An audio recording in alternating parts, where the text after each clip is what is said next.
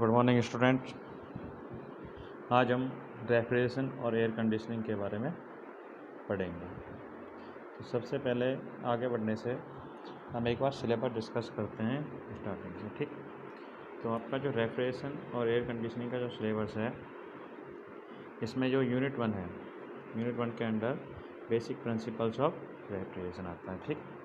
उसमें आप heat pump के बारे में डिस्कस करेंगे, ठीक है, और रेफ्रिजरेटर के बारे में डिस्कस करेंगे, और हम हीट इंजन के बारे में भी थोड़ा डिस्कस करेंगे, जो बेसिक थर्मोडायनेमिक्स में डिस्कस हमने किया हुआ, ठीक है। उसके बाद में यूनिट ऑफ रेफ्रिजरेशन क्या होता है, 1 टन क्या होता है, इसके बारे में डिस्कस करेंगे, ठीक है। और उसके बारे में रेटिंग ऑफ रेफ्रिजरेशन मशीन, जैसे रेटिंग ऑफ रेफ्रिजरेशन मशीन और यूनिट ऑफ रेफ्रिजरेशन सिस्टम, ठीक।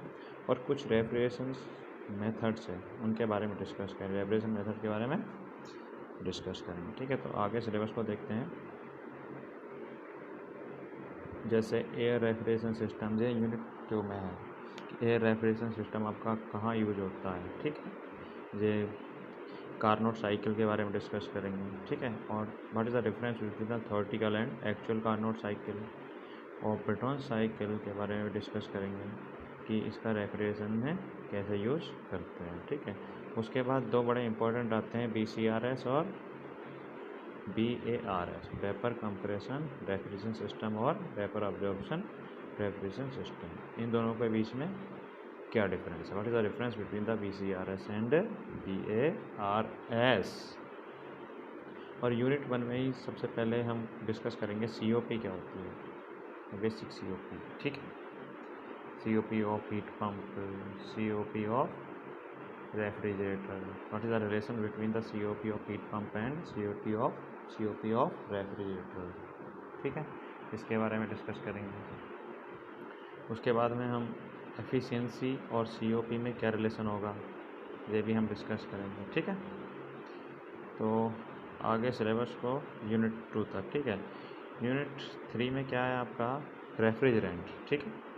रेफ्रिजरेंट क्या है, क्या होता है, रेफ्रिजरेंट की प्रॉपर्टीज़ क्या होती है। हम अगर रेफ्रिजरेंट यूज़ करते हैं तो उनकी प्रॉपर्टीज़ क्या होनी चाहिए, और कौन कौन से रेफ्रिजरेंट होते हैं, प्राइमरी रेफ्रिजरेंट और सेकेंडरी रेफ्रिजरेंट, ये भी हम डिस्कस करेंगे। रेफ्रिजरेंट का हमें एनवायरनमेंट पे, रेफ्रिजरेंट का एनवायरनमेंट पे क्या इम्पैक्ट पड़ता है, वो भी डिस्कस करेंगे हम लोग, ठीक है, यूनिट नंबर 3 में। अभी क्या है, बेसिक सिलेबस डिस्कस कर रहे हैं, इससे एक बेसिक आइडिया लग जाएगा कि हम क्या क्या आगे पढ़ने वाले हैं, ठीक है। उसके बाद में यूनिट नंबर 4 जो है, उसमें आपका रेफ्रिजरेशन सिस्टम है और कंपोनेंट्स एंड कंट्रोल। जो रेफ्रिजरेशन सिस्टम होगा उसके वेरियस कंपोनेंट, जैसे कंप्रेसर हुआ, कंडेंसर हुआ, एवोपरेटर हुआ, इन सब के बारे में एक डिटेल स्टडी करना पड़ेगा हमको। उसके बाद में हम कुछ RSC में अंडरस्टैंड कर पाएंगे, एक दूसरे से चीज़ों को रिलेट कर पाएंगे, ठीक है। और आगे जो होगा, इसमें मैंने किया नहीं है, लेकिन आप BTR के साइट से सिलेबस डाउनलोड करके देख सकते हो, और मैं भी आपको लिंक प्रोवाइड करा दूँगा। तो आगे हम पढ़ेंगे रेफ्रिजरेशन एप्लीकेशंस, ठीक है, डोमेस्टिक और कॉमर्शियल रेफ्रिजरेशन एप्लीकेशंस, ठीक है। वाटर कूलर्स के बारे में डिस्कस करेंगे, ठीक है। और उसके बारे में हम पढ़ेंगे एयर कंडीशनिंग। ये रेफ्रिजरेशन वाला टॉपिक ख़त्म होगा तो उसके बारे में आएंगे हम एयर कंडीशनिंग, ठीक है। एयर कंडीशनिंग में हम साइक्रोमेट्री चार्ट के बारे में डिस्कस करेंगे, साइक्रोमेट्री चार्ट के बारे में, ठीक है। ये आपका एयर कंडीशनिंग है। तो देखा जाए तो हमने इस RSC जो सब्जेक्ट है, रेफ्रिजरेशन एंड एयर कंडीशनिंग, इसको 2 पार्ट्स में डिवाइड किया, ठीक है। तो रेफ्रिजरेशन अलग से डिस्कस करेंगे और एयर कंडीशनिंग अलग से डिस्कस करेंगे, ठीक। तो हम स्टार्ट करेंगे आज रेफ्रिजरेशन से, ठीक है। कहाँ से स्टार्ट करेंगे आज हम, रेफ्रिजरेशन से, ठीक है। तो देखते हैं, रेफ्रिजरेशन को डिफाइन करते हैं, ठीक है। रेफ्रिजरेशन से आप क्या समझते हो, ठीक है। The process of producing lower temperature compared to surrounding is known as refrigeration. Refrigeration क्या है आपका, रेफ्रिजरेशन एक प्रोसेस है, प्रोड्यूसिंग लोअर टेम्परेचर, क्या लोअर टेम्परेचर प्रोड्यूस करते हैं इस प्रोसेस के थ्रू हम, किसके कंपेयर में, सराउंडिंग के कंपेयर में, ठीक है। तो एक बार और देखते हैं, रेफ्रिजरेशन क्या कह सकते हो आप, एक ऐसी विधि है जिससे हम कम टेम्परेचर प्रोड्यूस करते हैं, किसके कंपेयर में, सराउंडिंग के कंपेयर में, ठीक है। तो इसको हम डिस्कस करते हैं। जैसे हम मान लेते हैं ये आपका सिस्टम है, क्या है, सिस्टम है, ठीक है। ये आपका सराउंडिंग हो गया, फिर ये आपका बाउंड्री हो गया। ये हमने बेसिक थर्मोडायनेमिक्स में डिस्कस किया था, ठीक है। तो सिस्टम, सराउंडिंग, ये सिस्टम हो गया, सराउंडिंग है, बाउंड्री, ठीक है। तो रेफ्रिजरेशन क्या प्रोसेस है कि इस जो सिस्टम है इसका टेम्परेचर हमको कम करना है, ठीक, किसके कंपेरिजन में, सराउंडिंग के कंपेरिजन में। तो मानते हैं कि एग्जांपल लेके इसका टेम्परेचर अभी मान लो 30 डिग्री सेल्सियस है, ठीक। यहाँ एनवायरनमेंट जो सराउंडिंग है वो भी 30 डिग्री सी पे मेंटेन है, ठीक है। तो हमको टेम्परेचर को 30 डिग्री सी से 10 डिग्री सी पे लाना है या 5 डिग्री सी पे लाना है, ठीक है, या माइनस के कितने भी डिग्री सी पे लाना है, लो लाना है, लो, ठीक है, कम लाना, कम करना है, ठीक है। तो किस प्रोसेस के, जिस प्रोसेस के थ्रू इसको कम करेंगे टेम्परेचर को, या उस टेम्परेचर को 10 डिग्री सी पे या -5 डिग्री सी पे मेंटेन करेंगे, उसको क्या बोलेंगे, रेफ्रिजरेशन, ठीक है। मुझे लगता है आपको यहाँ तक शायद समझ में आ गया होगा। अब देखते हैं, सबसे पहले हम क्या कर रहे हैं आज कि कुछ बेसिक जो डेफिनेशंस है, जैसे रेफ्रिजरेशन क्या होता है, ये हम डिस्कस कर रहे हैं एक बार, ताकि आपको कोई आगे दिक्कत नहीं हो।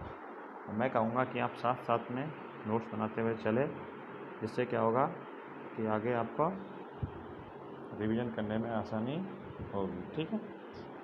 तो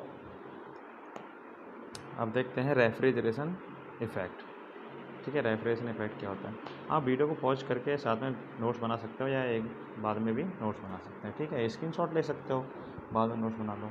तो रेफ्रिजरेशन इफेक्ट क्या होता है, ठीक है। रेफ्रिजरेशन इफेक्ट देखते हैं। तो it is the amount of heat which is required to be extract from storage space in order to maintain lower temperature, ठीक है। तो हमने एक एग्जांपल देखा था अभी, ये आपका सिस्टम है, ठीक है, और ये सराउंडिंग है।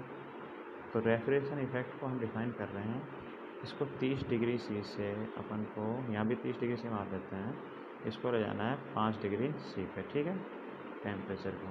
तो उसके लिए हमको कुछ क्या हीट एक्सट्रैक्ट करनी पड़ेगी, कुछ हीट इससे निकालनी पड़ेगी। इसको हिंदी में बोले तो कुछ ऊष्मा हमको इस सिस्टम से बाहर निकालनी पड़ेगी। तो उसके लिए हम क्या करेंगे, हम वर्क देंगे इस सिस्टम को, ठीक है। तो हम आगे और डिटेल में डिस्कस करेंगे, ठीक है। तो जो वो हीट हम निकालेंगे वो क्या है, रेफ्रिजरेशन इफेक्ट। तो जो इसकी डेफिनेशन है इसको इस तरीके से पढ़ते हैं, it is the amount of heat which is required to be extracted from storage space. Storage space में मतलब सिस्टम, ठीक है।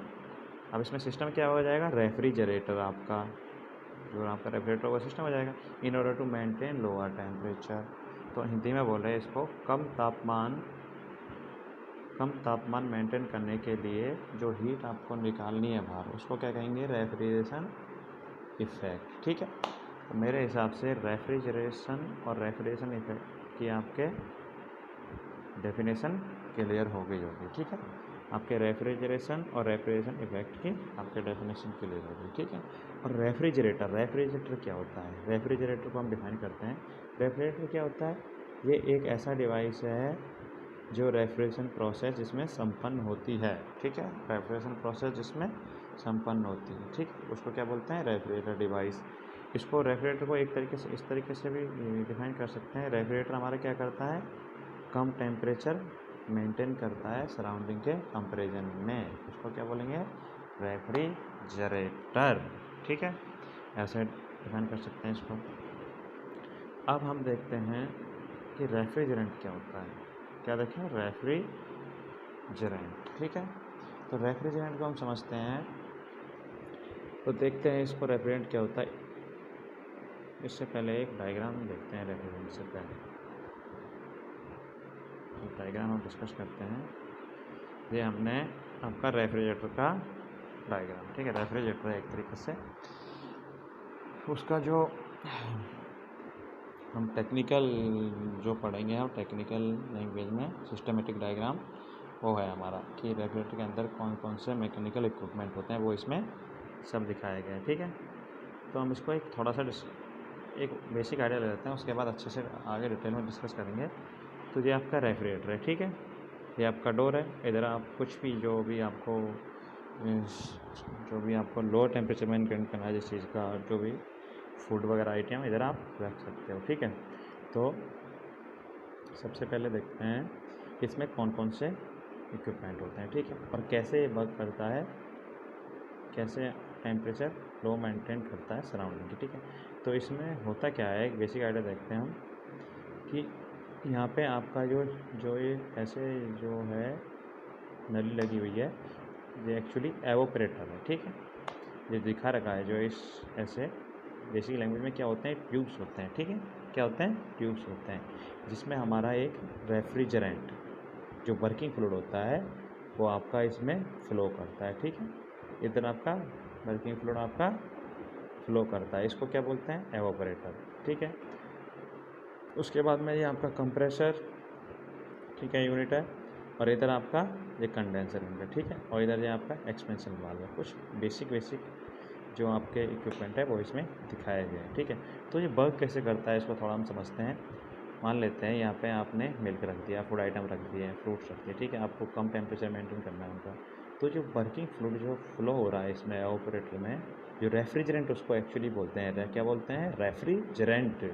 ठीक है, रेफ्रिजरेंट बोलते हैं इसको। ठीक है, तो वो क्या करेगा, आप यहाँ से हीट लेगा, क्या लेगा, हीट लेगा। ठीक है, इनसे उष्मा इनसे ग्रहण करेगा, क्योंकि उसका टेम्परेचर क्या है, कम, और इनका टेम्परेचर क्या है, ज़्यादा। स्टार्टिंग में जैसे ही हमने इनको रखा रेफ्रिजरेटर में कुछ फूड आइटम्स को, उनका टेम्परेचर थोड़ा ज़्यादा होता है इस रेफ्रिजरेंट की कंपेयर में, वर्किंग फ्लूइड के कंपेरिजन में। ठीक है, तो इससे हीट ये एक्सट्रैक्ट करेगा, हीट खींचेगा। ठीक, उसके बाद ये पूरा प्रोसेस चलता है। ठीक, तो उसके थ्रू यहाँ से ये कंडेंसर में हीट रिजेक्ट होगी, किससे, रेफ्रिजरेंट से।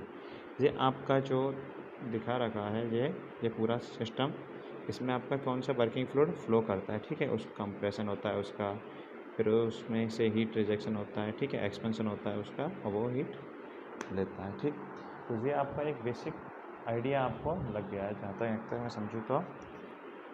और आगे और जो डिस्कस करेंगे हम, वो आगे रेफ्रिजरेंट के बारे में डिस्कस कर लेते हैं। ठीक है, रेफ्रिजरेंट की बेसिक डेफिनेशन देख लेते हैं हम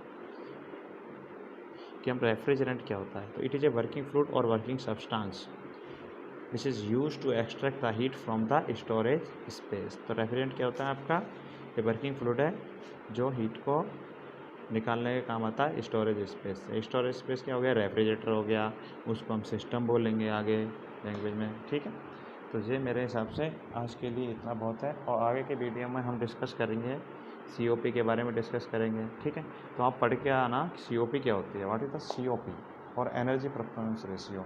COP is coefficient of performance, COP और एनर्जी परफॉर्मेंस रेशियो एक ही बात है। ठीक है, COP ऑफ हीट पंप क्या होती है। ठीक है, जो हम पढ़ेंगे आगे COP के बारे में, उसके बाद में हीट पंप के बारे में पढ़ेंगे, उसके बारे में रेफ्रिजरेटर के बारे में पढ़ेंगे। इन हीट पंप और COP ऑफ रेफ्रिजरेटर, इन दोनों के बीच में रिलेशन निकालेंगे। ठीक है, तो मेरे हिसाब से आज इतना ही काफ़ी है। आप क्या करोगे आज जाके, आज आपको सबसे पहले तो इसके नोट्स बनाने हैं, व्हाट इज़ द रेफ्रिजरेशन। ठीक है, रेफ्रिजरेशन ये आपको नोट्स एक अलग से नोटबुक बनानी है। ठीक है, RAC के लिए अलग से नोट बनाना। आप ऑब्जेक्टिव क्वेश्चन भी सॉल्व करेंगे कुछ। ठीक है, आगे के वीडियोज़ में, जो कि आपके एग्ज़ाम के लिए इम्पोर्टेंट है, कॉम्पिटिटिव एग्ज़ाम के लिए इम्पोर्टेंट है। ठीक है, तो सबसे पहले क्या करना है, आपको एक नोटबुक बनानी है जिसमें आप RAC के नोट्स लिखोगे, और आपको सिलेबस डाउनलोड करना है। ठीक है, सिलेबस डाउनलोड करना है BTR की साइट से, हो सके तो उसका प्रिंट निकाल लो। ठीक है, तो ये दोनों काम आपको ज़रूर करने हैं। ठीक है, और आगे हम पढ़ के आना ताकि आगे हम अच्छे से डिस्कस कर सकें। ठीक है, ओके।